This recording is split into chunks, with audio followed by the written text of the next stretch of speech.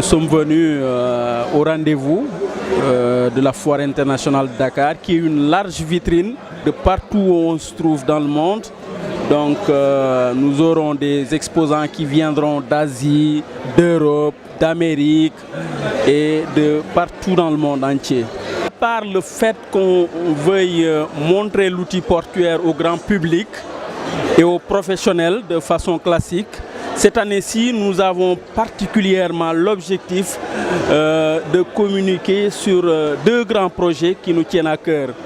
Et ces deux grands projets que le port autonome de Dakar doit réaliser, notamment avec le partenaire Dubai Port World. Nous avons un projet d'un grand port, Ndayane, à 50 km de Dakar. Et c'est un projet de port multifonctionnel. Mais essentiellement le conteneur qui est déjà à Dakar et dans un espace de 25 hectares, nous allons vers Ndayane pour occuper certainement 300 hectares. Et donc derrière cette zone portuaire, nous aurons une zone économique et l'ensemble fera 2000 hectares et dans lesquels nous aurons vraiment des services qui seront à très forte valeur ajoutée. Voilà, donc mis à part le conteneur Ndayane aussi, nous aurons certainement un terminal Ro-Ro et General Cargo. Voyez, donc ce sera une zone d'infrastructure portuaire, une zone logistique et une zone économique. Voilà un peu le projet sur Ndayane. Et donc c'est un projet imminent, certainement dès 2019, vous verrez sortir de terre ce grand projet qui va vraiment soulager le port de Dakar. Vous savez que l'une des faiblesses du port de Dakar, c'est le manque d'espace. Vous savez que nous sommes dans une ville et nous sommes ceinturés un peu par la ville, ce qui fait que pour gagner des espaces, il est un peu difficile. Même avec le terminal, vous vous souvenez qu'on avait gagné des espaces même sur la mer. Mais maintenant, il est devenu un peu difficile, vu la configuration, de gagner beaucoup plus d'espace.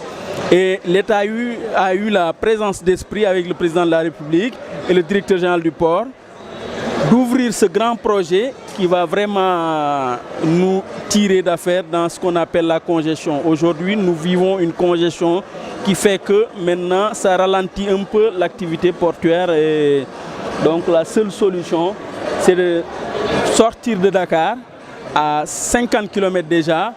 On a déjà gagné une profondeur. Nous sommes à Dakar à moins 13 mètres, qui reçoit des bateaux de moindre taille. Maintenant, avec presque 17 à 18 mètres de profondeur, nous allons accueillir des navires de très grande taille. C'est ça l'avantage. Et nous avons derrière le port une grande zone économique qui va recevoir beaucoup de logisticiens, beaucoup d'entreprises qui vont pouvoir vraiment offrir leurs services. Voilà un peu l'intérêt de ce grand projet. Et à côté de ce grand projet, nous avons un autre port aussi, le port de Dahonga, dans la zone de Fatick. C'est le deuxième projet que nous avons, le port de Foundiougne-Dahonga. Et c'est un port qui est à 20 km de Fatick, donc à 154 km de Dakar. Et donc ça va permettre d'accroître les échanges par voie maritime entre les différentes régions du Sénégal et les pays de la sous-région. Vous savez, l'une aussi des grandes difficultés que nous avons avec la sous-région, c'est peut-être les corridors qui doivent avoir peut-être une voie assez parfaite pour nous permettre d'acheminer, de faire le post-acheminement et le pré-acheminement. Vous savez que le trafic transit est un trafic très stratégique pour les ports. Et donc, un pays comme le Mali, qui n'a pas de façade maritime, fait passer toutes ses exportations et ses importations par le Sénégal.